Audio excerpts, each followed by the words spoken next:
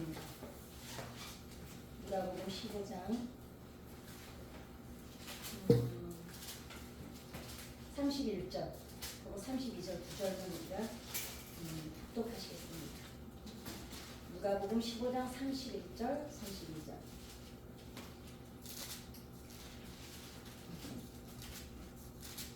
시작. 아버지가 이제 너는 항상 나와 함께 있으니 내 것이 다 내 것이로되 이 내 동생은 죽었다가 살아났으며 내가 이를 따라가도록 우리가 두려워하고 기뻐하는 것이 만나라. 이 이야기는 너무너무 잘 우리가 정말 목사님들이 설교하기 성도님들 믿음 공유하기는 아주 좋은 소재예요. 소재인데 이제 앞에 쭉 드라크마 잃어버린 게 쭉 나오다가 이제 하이라이트로 이제 탐자가 나오죠. 저는 이제 어제 아브라함도 다른 관점으로 봤던 그 믿음에 대해서 우리가 어저께 이제 나누고 그 전에는 욥에 대해서 우리가 늘 듣던 설교 이제 그 쭉 오던 게 아니라 이제 상담사가 보니까 다른 관점으로 그러면 이럴 때는 왜 하나님이 이 이야기를 왜 굳이 예수님이 기록을 해놓으셨을까 이제 그거를 이제 찾기 위해서 하고 있습니다. 죽을 걸 뻔히 알아요. 이 탕자가 죽을 걸 안다는 대목이 성경에 나오는 거 어디인 줄 아세요? 여기서 보고 어디가 되냐면 어디에 나오냐면 줄여 죽는구나 해서 예, 그 중간이 이 아들이 우리가 왜 이렇게 애들이 그 당시 우리가 동네 풍습을 알잖아요. 이 아들이 자기가 집에 돌아가면 죽을 수 있다는 걸 충분히 알아요. 왜 하냐면은 그 당시는 아직 예수님이 승천을 안 하셨을 때잖아요. 그러니까 부활하신 그 승천하신 이후부터가 신약 시대죠. 그 전까지는 아직도 구약 시대입니다. 그러니까 뭐가 있냐면 율법을 그대로 적용하던 시대예요. 근데 그다음 우리가 성경에 보면 내 부모를 보고 라라라게 부모를 욕하고 학대를 하면 어떻게 하라 그랬어요? 부모하고 상관이 없었어요. 부모가 허락하든 말든 동네 사람들이 돌로 쳐서 죽일 수가 있었어요. 그러니까 부모를 함부로 그러니까 십계명에도 내 부모를 공경하라고 나오죠. 그러니까 예수님이 승천하시기 이전이었기 때문에 그럼 이 당시는 이 탕자 이야기를 얘기하실 때 예수님이 말씀하셨어도 이 당시는 구약이 법이 적용되던 때예요. 그러면 이 애가 알아요, 그죠? 아니 이 정도 벌써 술 먹고 기생하고 돌아다닐 정도면 이제 어른이잖아요, 그죠? 그러면은 얘가 법도를 다 알아요. 그런데 돌아와요. 내가 가면 우리 아버지가 나를 근데 이제 한 가지 예외가 있어요. 부모가 먼저 발견을 했는데 아버지가 그래가지고 이제 이 얘기가 너무 재밌어요. 근데 사실 이거 하면서 제가 아까 찬양하면서 또 눈물 났어. 하나님은 이런 마음이시구나. 근데 제가 캐슬을 하면서 감사한 게 제 눈물을 하나님이 회복을 시켜주셨어요. 그래서 너무 감사해요. 사람이 울어야 될 때 눈물 안 나는 거 너무 퍽퍽한 거 아시죠? 그래서 자기가 죽을 걸 뻔히 알면서도 이 탕자가 지금 아버지께로 돌아옵니다. 아니 생각해 보세요. 그러니까 지금 이제 성경을 후딱 읽어버리가 모르지만 가서 돌멩이 맞아서 죽는 게 낫겠어요? 거기서 빌어먹다 그냥 어디 객사하는 게 낫겠어요? 그래도 차라리 돌멩이 맞아 죽는 것보다 거기서 그냥 죽는 게 나아요. 여기 오면 당연히 죽는 거예요. 당연히. 그러니까 거기서는 어디 비비고 돌아다니고 흉년이 들었다 말다 아무튼 꾸중물 찾아 먹든지 그런 이야기 돌아옵니다. 이제 그 얘기를 오늘 해보려고 합니다. 그런데 아버지가 성경에 보니까 항상 동구 밖에 나와서 기다리고 있어요. 바운더리가 있죠. 이렇게 마을이 있으면은 이 동구 안에 들어왔을 때는 이 주민들이 얘를 마음대로 죽일 수가 있어요. 근데 동구 밖에 나와서 아버지가 얘를 먼저 발견해서 얘가 데리고 가면은 괜찮아요. 그러면 자 이제 이 이야기 탕자는 거기 가면 당연히 죽는데 얘가 철저히 믿었던 게 있었어요. 우리 아버지가 나와 있을 거라는 확신이 있었어요. 그럼 또 이 아버지는 이 새끼가 돌아다니다가 틀림없이 집구석에 돌아올 거다. 그러니까 탕자와 아버지 사이에는 아무도 침범할 수 없는 그 친밀감, 신뢰가 있었어요. 지금 오늘 그 얘기를 해드리려고. 그러면 동네 사람들이 먼저 발견하면 우리 아들을 죽여요. 그러니까 아버지가 언제 이 새끼가 우리가 아버지는 계산을 하고 있었어요. 돈이 이때 좀 떨어질 거다. 그리고는 근데 사실 아버지는 돈이 쓰고 돌아다닐 때도 늘 동구 밖에 나와서 기다리고 있었어요. 그런데 아버지가 아들이 당연히 돌아올 걸 믿었던 이유는 아들의 정서를 정확히 파악하고 있었어요. 아버지가. 여러분 자식 키우는데 자식들 정서 정확히 아세요? 저 이제 다음 주부터 학교 연락 나가야 되거든요. 아주 정말 이 살인적인 5월달부터 이 살인적인 스케줄을 개설을 어떻게 해야 되나 막 고민이. 왜냐면 학교를 계속 일주일 내내 나가야 되니까 애들한테. 제가 항상 말씀드리죠. 그 애를 애에 대해서 가장 모르는 게 누구예요? 엄마가 제일 몰라요. 그 애에 대해서. 그 다음에 선생님이 두 번째로 몰라요. 너무 재밌죠. 엄마들이 항상 그러잖아요. 내가 내 뱃속으로 너를 10달을 키웠었는데 내가 너를 몰라. 엄마들은 보이는 현상만 알아요. 그 아이들이 진짜 나가서 나누는 정서를 엄마들이 모르는 경우가 많습니다. 물론 다는 아닙니다. 그러니까 아들도 돌아갈 거 죽을 거 뻔히 하면서도 아버지를 믿고 돌아오는 거. 그러면 그 당시는요. 모든 재산을 일단은 이유 불문하고 그냥 마지가 마땅히 물려받았어요. 그죠? 우리나라도 그랬어요. 우리나라도 이제 법이 막 생기고 나서 이제 이렇지. 사실은 예전에 다 마지가 아버지가 유언을 하든지 말든지 상관없이 당연히 아들 거였어요. 그러면 우리나라도 그랬고 이스라엘도 그랬고, 왜냐면 대를 이어갈 장손이라는 것 때문에 특권이 있었던 거죠. 그런데 특권이라는 거에는 뭐가 따라요? 책임이라는 게 반드시 마땅히 따릅니다. 그러니까 그런데 대부분 첫아이가 태어났을 때 사랑을 제일 많이 받아요. 그죠? 왜냐면은 장손이 결혼을 해서 첫아이를 낳으면 할머니, 할아버지부터 시작해서 온 가족의 사랑을 얘가 혼자 다 받고 자랍니다. 그러다가 이제 둘째가 태어나고 셋째가 태어나잖아요. 마지들이, 동생들이 태어날 때 어떤 심정인지 아세요? 왕자를 빼앗긴 왕의 심정이래요. 그래서 그러니까 특히 연년생으로 태어난 아이는 덜 느껴요, 그거를. 그런데 한 3살 차이, 5살 차이 이러면은 얘가 3년 동안 5년 동안 받았던 사랑의 기간이 더 길었잖아요. 그러고 나서 동생들이 태어나면 얘는 그러니까 왕자를 빼앗긴 왕의 심정이라는 거예요. 갑자기 나한테 다 모아졌던 시선이 후루룩 얘한테 몰려가는 거예요. 얘는 무슨 말 듣고 말썽 피우면 야단 맞았어? 근데 얘는 똥 싸도 사람들이 어머 똥 냄새 맡아보고 뭐 오줌 쌌다고 이뻐하고. 그러니까 얘는 갑자기 뻥 찌는 거예요. 뭐지? 나는 지금 오줌 아무데나 싸면 야단 맞기 시작할 때거든요. 5살이면. 그 3살, 5살이면 이제 오줌 가르치고 똥 가르칠 때잖아요. 나는 야단 맞는 일이 얘는 지금 칭찬을 들어요. 그러니까 동생이 태어나면 어떤 아이들은 막 오줌 아무데나 싸고 똥 싸고 그러잖아요. 왜냐면 그게 그래서 그래요. 얘가 똥 싸고 오줌 쌌는데 아이고 우리가 뭐 똥 쌌구나 이래서 엄마가 막 해주니까 얘는 내 빼앗긴 관심을 가져해서 걔를 보고 똥 싸니까 이분만 자기가 똥 싸요. 어떤 아이는 애기 눈 이렇게 찔러가. 옛날에 어떤 뉴스 봤어요. 애기 태어났는데 애기 눈을 이렇게 눌러가지고 애기가 치명이 됐어요. 그럼 이 베개를 꽉 눌러가지고 애기가 죽었어요.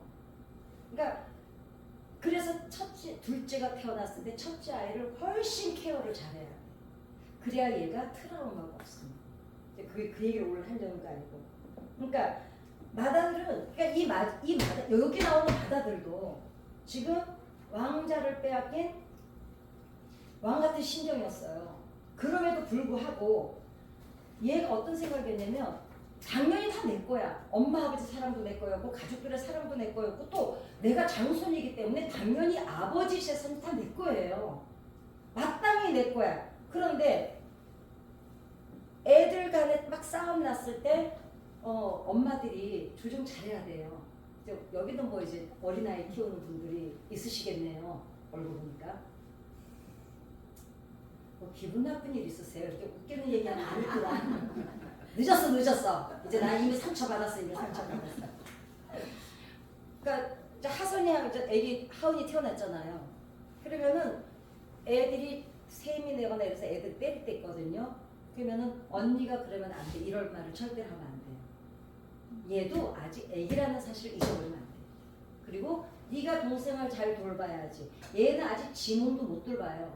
근데 그 애한테 짐을 지어주는 거거든요.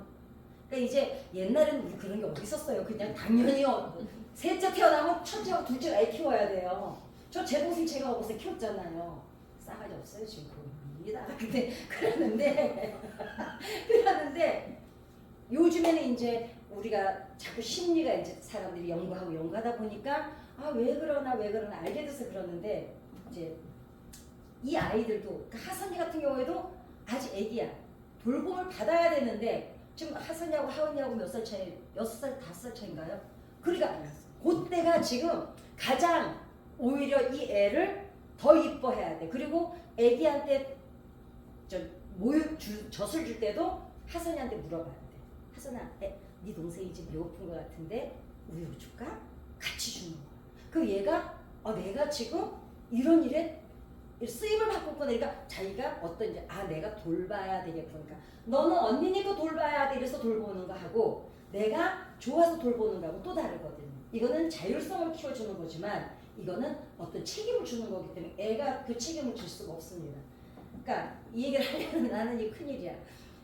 형은 가만히 있어도 모든 게 자기 거였어요. 그죠? 그런데 형 입장에서 볼 때는 저 새끼가 지금 내 거 다 뺏어간 거예요. 더 기분 나쁜 게 뭐냐면 내 거야 당연히. 근데 우리 아버지가 자기한테 물어보지도 않아요. 그리고 그 동생이 그러니까 재산 달라고 할 수는 권한이 없어요.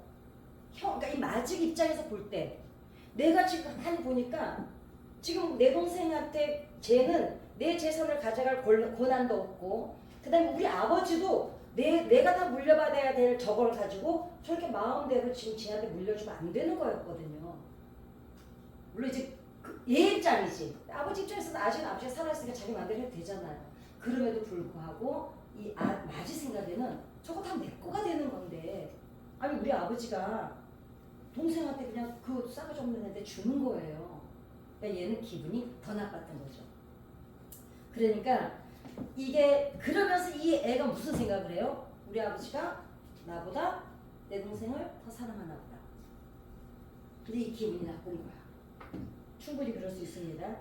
그러니까 동생이 돌아왔을 때 기분이 좋을까요? 나쁠까요? 아버지 사랑을 더 받는 것도 기분 나빠. 당연히 내 걸 될 거를 아버지가 나눠준 것도 기분 나쁜데 그거를 가지고 허랑방탕하게 이 마지막 절에 뭐라 그러냐면요. 30절 한번 볼까요? 자, 같이 한번 읽어보겠습니다. 시작. 아버지의 살림을 청년들과 함께 삼켜버린 이 아들이 돌아오매 이를 위하여 살찐 송아지를 잡으셨나이다. 그 29절 시작. 아니 얘가 29절 시작. 아버지께 대답하여 이르되 내가 여러의 아버지를 섬겨 명을 어김이 없거늘 내게는 염소새끼라도 주어 나와 내 것으로 즐게 하신 일이 없더니 다 내 건데 아니 내가 당연히 물려받아야 될 거 가지고 나는 그러니까 내가 당연히 물려받아야 될 그러니까 이 재산은 앞으로 내 거가 될 거기 때문에 마지는 어떻게 일을 해요? 주인의식을 가지고 일을 해요. 왜? 이게 자꾸 번창이가 내 거가 되니까. 그러니까 사실은 아버지가 그렇게 얘는 막 주인의식을 갖고 일을 너무 열심히 했어. 이 가문도 내가 이렇게 해야 된다. 그런데 아버지가 자기 친구야 이번에 네 생일인데 친구들 불러서 염소 한 마리 잡아서 잔치하자. 한 번도 그래 본 적이 없는 거예요. 그러니까 아버지들이 그 얘기 조금 있다고.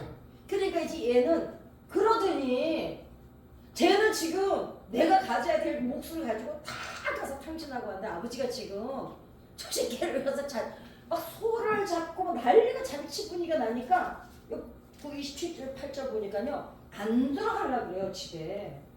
야 뭔 일이냐 그러니까 저기 동생이 들어왔어요. 지금 막 아버지가 기뻐서 기분이 확 나쁜 거예요. 그래서 안 들어가려고 그래. 소갈딱 죽겠네 딱지. 그런데 아버지가 뭐라 그래요? 예, 너는 나랑 항상 같이 있지 않냐. 그럼 아버지는 이 형한테 왜 이렇게 말을 했을까요? 아버지는 이게 있었어요. 어차피 보세요. 여기 보니까 그래요. 아버지 너는 항상 나와 함께 있으니 내 것이 다 네 거 아니냐. 그러니까 아버지는 이게 있었어요. 어차피 내가 너한테 다 물려주는데 자, 부모가 죽으면서 형제가 네다섯 있는데 마지한테 다 물려줘요. 그럴 때 여러분 같으면 어떤 심정이겠어요? 나는 니네하고 명을 똑같이 살지 못해서 먼저 죽어야 되니 내 대신 이 돈을 가지고 이 재산을 가지고 내가 돌보는 것처럼 네가 좀 돌봐달라는 마음으로 물려주는 거예요. 그죠? 그게 마지한테 주어진 책임이거든요. 그러니까 마지한테 맞이기 때문에 마땅히 주는 게 아니라 부모를 항상 우리가 그러잖아요. 맞이는 누구라 그래요? 부모를 대신한다 그랬잖아요. 그랬는데 남아있는 자식들을 나 대신 돌봐달라고 해서 그래서 혹시라도 안 할까봐 혹시 동생들 안 돌볼까봐 그 다음에 그러니까 이 아버지 부모들 마음은 무슨 마음이냐면 이거 다 넣어줄게. 대신 네가 동생들 좀 돌봐라. 그 홍군을부도 보세요. 그죠? 그게 뭐 전설이긴 하나? 전설이 그 뭐지? 그 뭐라 동화라 그러나? 네. 형한테만 다 주잖아요. 그게 뭐예요? 동생 좀 돌봐주라고 부탁이 들어있는 거예요. 그 안에. 그랬는데 그런 간절함이 있었던 만큼 이제 책임도 주어지죠. 옛날에 그런 얘기 아세요? 맏며느리는 하늘이 낸다 그랬어요. 그리고 맏며느리들이 얼마나 부담이 많았겠어요. 그죠? 요즘은 뭐 한둘밖에 없으니까 맏며느리가 뭐가 없어 이제는.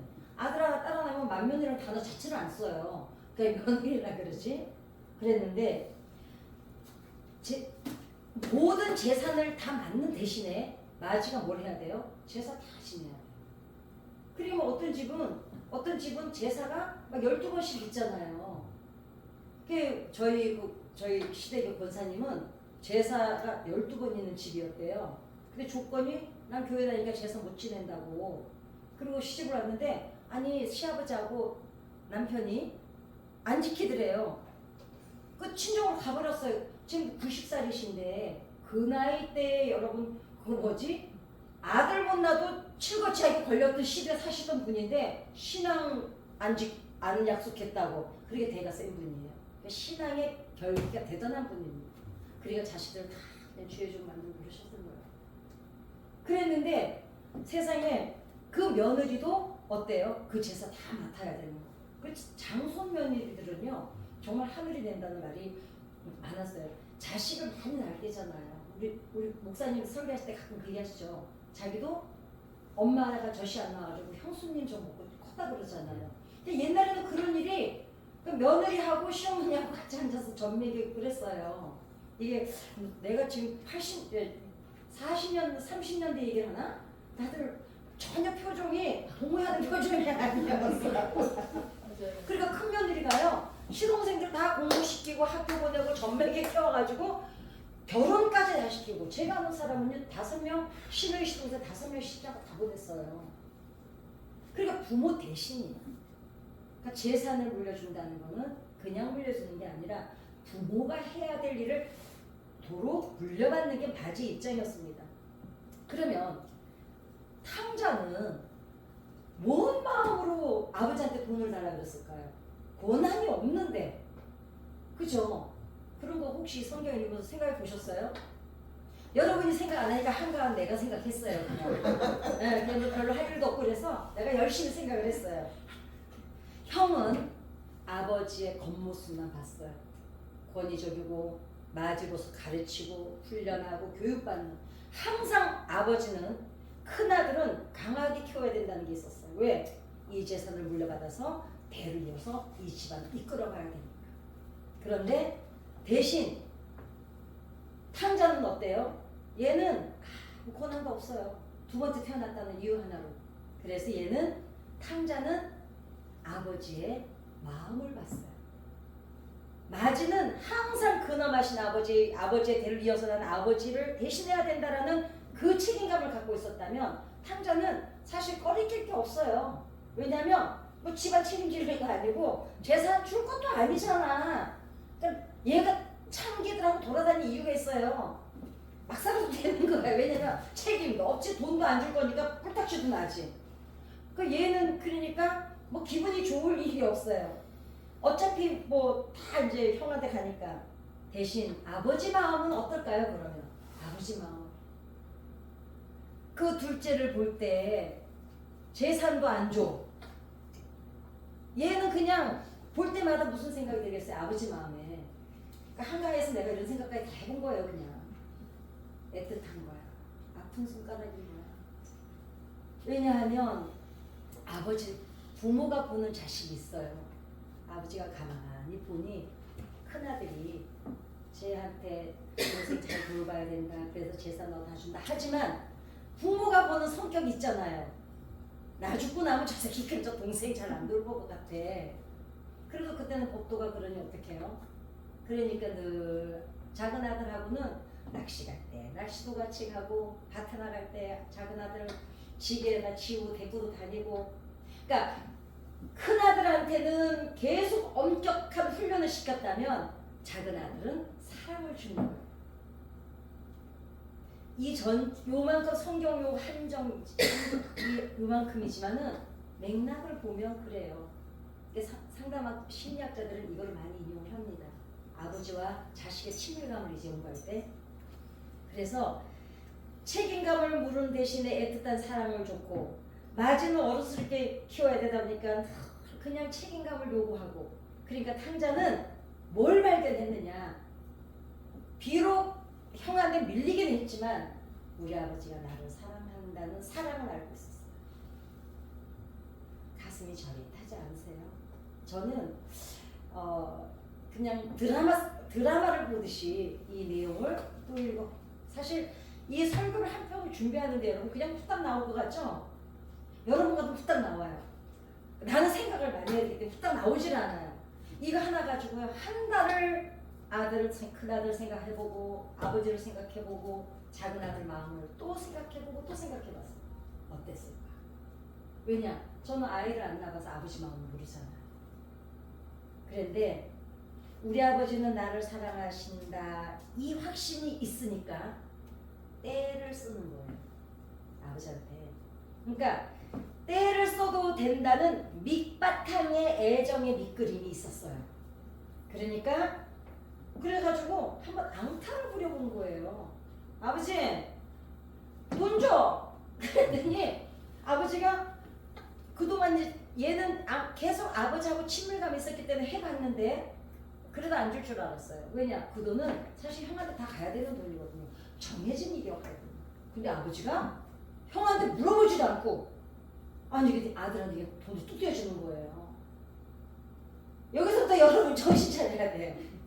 이 아들이 돌아올 수 있는 계기가 여기에요. 얘가 그동안은 아버지하고 막 친밀감만 있었어요. 우리 아버지가 나를 그렇게 사랑한다 만다에 거기까지는 생각도 안 하고 살았어요. 왜냐면 그냥 아버지하고 낚시 다니고 밭에 다니고 아버지하고 그냥 잘 때 같이 아버지랑도 자고. 근데 형은 늘 종전해야 되죠. 그런데 한번 우리 아버지가 나한테 잘해주는데 해볼까? 이래서 아버지 돈 줘요. 그랬는데 아버지가 그래서 그 돈을 선뜻 주는 거예요. 이 아들이 아버지의 진짜 속을 여기서 알았어요. 우리 아버지는 정말 나를 사랑한다는 거. 앙탈을 부렸는데 받아주는 아버지. 이해가 가십니까? 동의가 되세요? 생각을 안 했나구나. 그러니까 그러니까 하나님의 아버지의 사랑을 더 깊은 사랑을 확인한 거예요. 사실 둘째 입장에서 보면은 우리 아버지는 나랑 친하기만 한 게 아니라 내가 무엇을 요구하고 아버지한테 달라고 해도 우리 아버지는 더한 것도 나에게 줄 수 있구나를 확인받은 거예요. 이 아들이. 그러니까 그런 아버지의 사랑의 관계성을 가지고 둘째는 성장을 했습니다. 그 다음에 큰아들은 책임이 무겁다 보니까 어때요? 실수해도 안 되고 어린애처럼 징징대도 안 되고 의젓해야 되고 마지답게 행동하는 것은 다 요구를 받은 거예요. 너는 감을 입어야 된다. 아버지를 배려해야 된다. 근데 탕자는 어떻게 성장했냐? 애답게 성장한 거예요. 애답게. 여러분 성인 아이라고 아시죠? 성인인데 어린애 같은 사람. 그런데 또 아이 성인이 있어요. 애어른이라고 그러죠. 애어른. 우리는 그 예전에 그러잖아. 애가 어떻게 이렇게 의젓해 어른스러워. 그 좋은 얘기 절대로 아닌 거 아시죠? 애는 애다워야 돼. 나무가 나이만큼 나이테를 가지고 자라야 나이테가 이뻐요. 근데 애가 애답지 못하게 자라면 나이테가 울퉁불퉁합니다. 상처투성이로 자라요. 그러니까 애는 어른스러우면 안 됩니다. 애한테 자꾸 언니가 그러면 어떡해? 아이고 애가 이렇게 어떻게 의젓해요? 어른스러워요? 애가 근데 어른스러워요 그 말을 듣는 순간에 아이들은 어떤 의식을 갖냐면 나는 어른스러울 때 사랑받는구나가 인식이 돼요. 그럼 그다음부터 애가 애다운 행동을 안 해요. 애를 그냥 들고 뛰고요. 울고 징징대고 떼쓰고 이래야 그렇게 자라야 얘가 여기서 해소를 하고 크기 때문에 커서 딴짓거리를 안 해요. 사춘기를 못 거친 아이들이 40대 50대의 남자들은 거의 바람 피고요. 여자들도 바람 핀다는 아니 연구 결과예요. 제가 한 게 아니고 연구는 제가 안 했으니까 뭐 그분들이 하셨으니까 모르겠는데 그런 연구가 있어요. 왜냐면 하도 이제 요즘에는 이제 그 연구들을 과학자들이나 이 심리학자들이나 박사들은 할 일이 없어요. 할 일이 없으니까 맨날 뭐해요? 맨날 연구해요. 왜냐면 그거라도 해야 그 박사구나 인정받으니까. 그러니까 아버지한테 목마 태워줘. 아버지 나 따라갈 거야. 나 아버지랑 잘 거야. 뭔 때를 써도 다 받아줬구나 아버지. 그동안은 친밀감만 확인했던 아버지였다면 돈을 요구할 때는 아버지는 나를 위해서 무엇이든지 해주시는 우리 아버지구나 확인받는 거예요. 자, 그러니까 이 애가 그 아버지의 사랑을 알기 때문에 이 애가 자 이제 가서 돈 만들어 썼어요. 돈 쓸 때 기분 좋아서 날려다 야타 막 타고 다니고 막 그냥 명동 강남 거리를 휘젓고 내려다니고 해다가 돈 떨어졌잖아요. 코로나가 온 거예요, 이제. 얘가 이제 큰일 났어. 돈도 떨어져. 코로나 때문에 취직도 안 돼. 그러니까 얘가 그때 뭐라 그래요? 내가 지금부터는 스스로 돌이켜. 자, 17절을 한번 볼까요? 이에 스스로 돌이켜 이르되 내 아버지께는 양식이 풍족한 품꾼이 얼마나 많은가. 나는 여기서 줄여주는구나. 내가 일어나 아버지께 가서 이르기를 아버지 내가 하늘과 내 아버지께 죄를 지었으니 지금부터는 아버지의 아들의 일컬음을 감당하지 못하겠나이다. 나를 품꾼의 하나로 보소서 하리라 하고 이에 일어나 아버지께로 돌아가니라. 아직도 거리가 먼데 거리가 저기 지금 마을 입구에 돌아왔는데 저기 누가 이상하게 동네에 들어가면 꼭 고목나무 하나씩 있어요. 그죠? 사람들이 볼까봐 새벽에 온 거예요. 이렇게 보니까 누가 서 있어요. 아버지인 걸 알죠. 근데 봐요. 아버지가 그를 보고 측은히 여겨 달려가 전 여기서 하나님 마음을 깨닫고 얼마나 울었는지 몰라요. 막 눈물이 나는 거예요. 하나님은 이러시겠구나. 나만 감정이 이런 거야. 아버지는 나를 사랑하기 때문에 우리 아버지는 나를 기다리고 있을 거라는 확신이 있었던 거예요. 그 확신은 어디에 있었어요? 친밀감을 넘어 아버지께 되도 않는 그 당시에는 법으로 안 되는 일을 아버지한테 돈 달라고 그러는데 이 아버지가 아니 그 요구를 들어주는 거예요. 우리 아버지는 내가 무엇을 달라고 해도 그리고 보면은 달라고 그럴 때 다른 이야기가 없어요. 뭐라 그래요? 묻지도 않고 따지지도 않고 아버지 제 목 주세요. 그러니까 네 몫이 어디 있어? 이러지도 않아요. 그냥 아버지가 순순히 돈 줘요. 그래서 이 아이가 가서 막 놀 때는 몰랐어요. 그런데 우리가 하나님 사랑이 언제 필요하세요? 여러분 사시다가 막 일 잘 되고 편안하고 그냥 뭐 건강해서 신앙생활 주일날 와서 할렐루야 하고 집에 돌아가서 또 사업하고 뭐 애 키우고 생각나요? 안 나잖아요. 언제 나요? 내가 어렵고 내 힘으로는 안 될 때. 그런데 그때 교회로 올 수 있게 하는 힘이 뭐라고 생각하세요? 이전에 내가 하나님과 나와의 관계가 어땠냐가 내가 어려울 때 사람을 찾아다니느냐 하나님 앞에 바로 뛰어오느냐의 차이점이 여기에 있습니다. 어떤 사람들은 문제가 오면 일단 돌아다녀 봐요. 돈 있어? 높은 사람 누가 알아? 다 돌아다녀 봐요. 이런 사람들은 그 전에 신앙생활이 어땠는지가 보이는 거예요. 그러니까 여러분들도 내 신앙 척도를 여기서 찾아보면 되는 거예요. 근데 뭐 조금만 문제가 생겨도 아유, 기도하려나 보다. 이래가지고 탁탁 교회로 와요. 누웠다가 아니 이러면 안 돼. 빨리 가야지. 이빨만 닦고 가자. 이러고 뛰어오잖아요. 이거는 그 이전에 하나님과의 친밀감이 형성되어 있었던 기억이 있기 때문이다. 이 아들은 죽을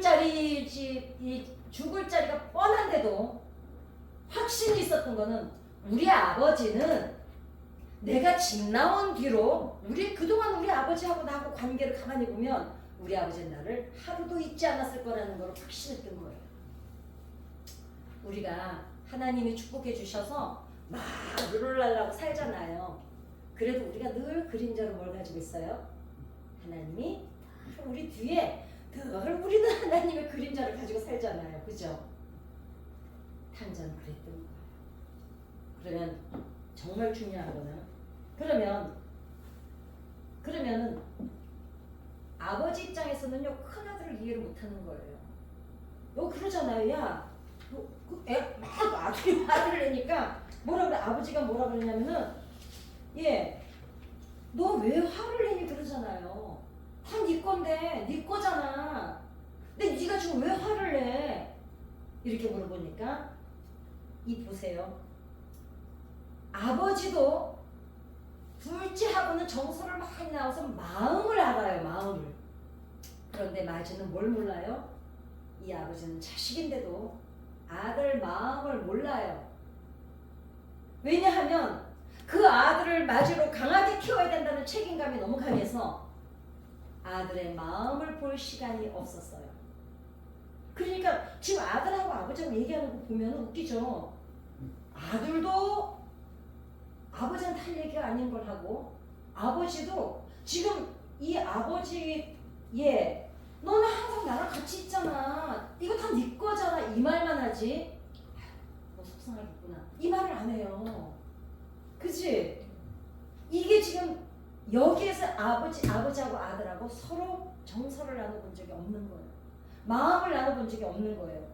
그러니까 법도를 가르치느라고 자기 맞이의 아들의 마음을 들여다볼 기회가 없었어요. 그리고 기회조차 갖지도 않았어요. 왜? 얘는 집안의 대를 이어서 가르쳐야 되니까. 자, 책임만 가르치지 말고 마음을 나눴더라면 동생은 막 잔치를 하기 전에 큰아들한테 하인을 시켜서 형 빨리 될 거야. 네 동생 왔다. 얘한테 뭐 해줄까? 이랬을 거예요. 그죠? 왜냐면 얘가 기분 안 나쁘게 하려고. 애기가 태어났을 때 3살 5살 차이 나이한테 우유 막 똥 쌌다 우리 그냥 하선아 우리 하은이가 똥 쌌는데 같이 치워줄까? 이래야 이 애가 나도 동참하고 이끌어가 있거든요. 근데 이 아들한테는 그걸 안 했던 거예요. 아버지도. 왜? 서로 몰랐어요. 서로. 아버지는 오히려 이 아들이 도대체 왜 그런지를 모릅니다. 그러니까 둘 다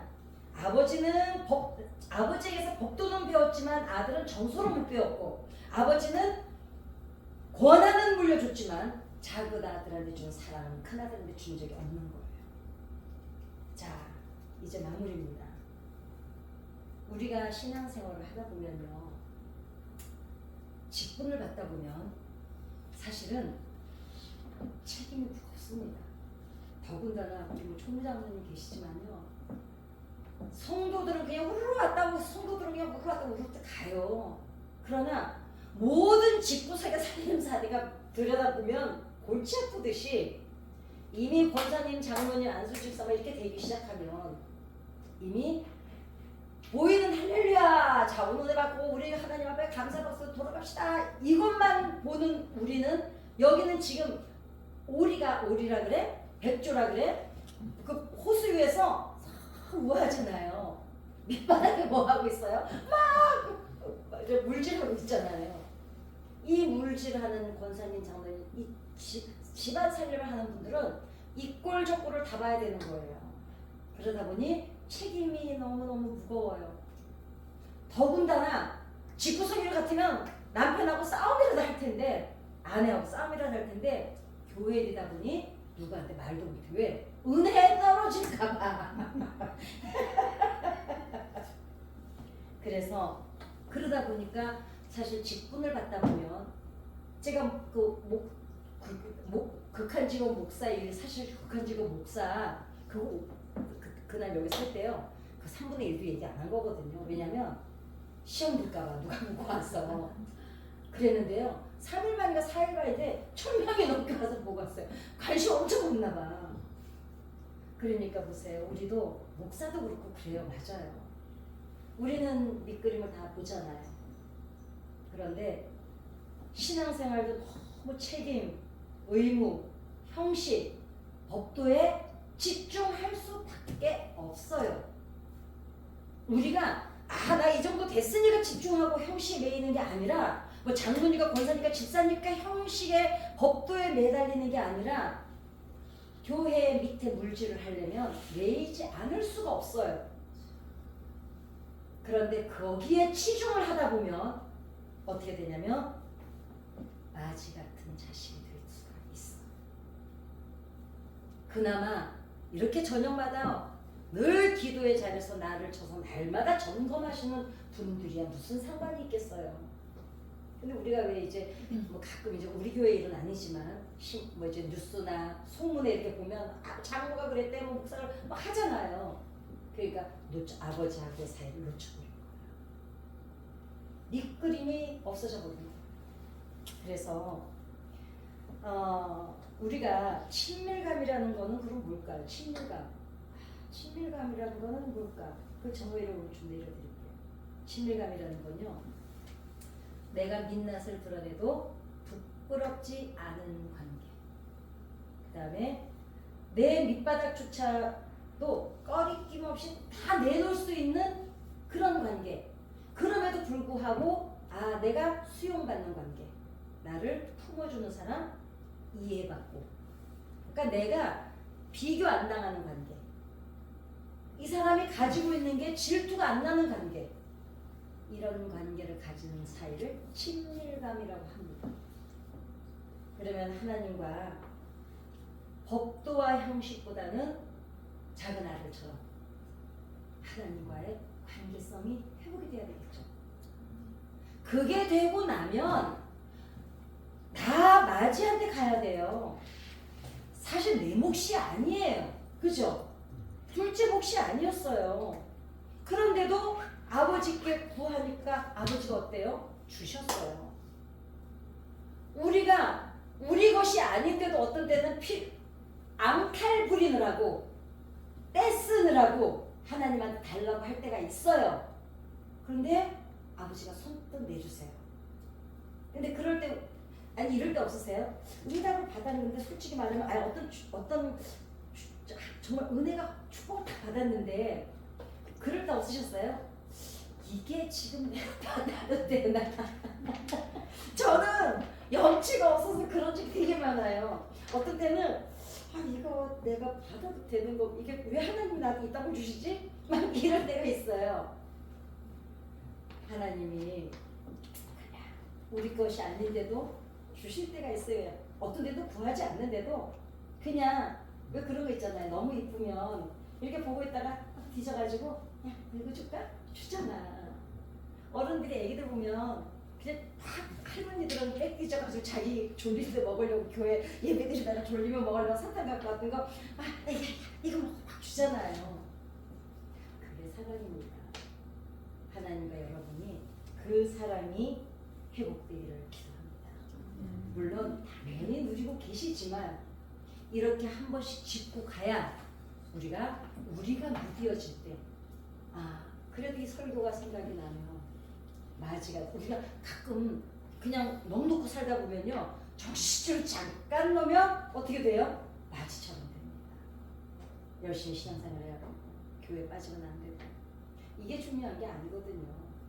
그죠? 벌써 교회 벌써 기도하러 가려고 그러면 내가 기도할 때 하나님이 어떡하실까 가슴이 뛰고 찬양을 부르면 눈물이 나고 할 일 없어서 이거 연구하는데 눈물 흘리고 앉아있는 저처럼요.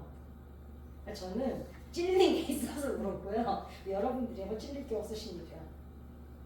자, 마무리를 하겠습니다. 밑그림 우리가 예전에 국민학교 다닐 때 중학교부터는 밑그림 안 그릴거든요. 어찌됐거나 뭐 미술하는 사람들은 대신이라고 그러죠. 우리는 왜 살색이나 노란색으로 밑그림을 먼저 그리고 그 다음에 그림을 이제 그렸는데 그 살색은 연하다 보니까 앵간히 다른 색을 하다 보면 그게 없어져서 안 보여요. 그죠? 그리고 내가 원하는 그림을 정확히 그릴 수가 있죠. 그런데 밑그림을 분명하게 그려야 된다 그래가지고 시커먼 색으로 그려요. 그러면 어떤 색을 칠해도 그 밑그림이 지워지지 않습니다. 하나님과 분홍색으로 여러분의 신앙의 밑그림이 다시 한번 그려지는 그런 시간이 되시기를 기도합니다. 네. 우리 주기도문하고 기도하시겠습니다. 하늘에 계신 우리 아버지요